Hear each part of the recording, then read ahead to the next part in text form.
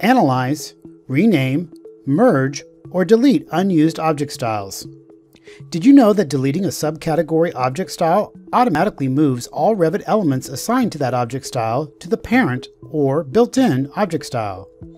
This process can have dramatic and unintended impacts on the model. With Ideate StyleManager, you can analyze the usage of the object styles and see the exact number of uses for each object style. You can then review the object styles that are not in use and remove them easily.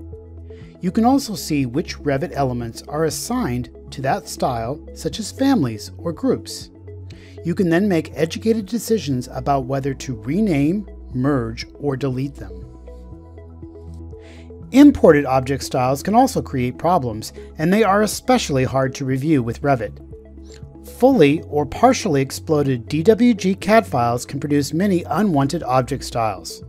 With Ideate StyleManager, you can simply check a box to include imported object styles in your search list, and by using a series of checkboxes, you can identify and remove unused object styles and merge any imported subcategories to the parent object style.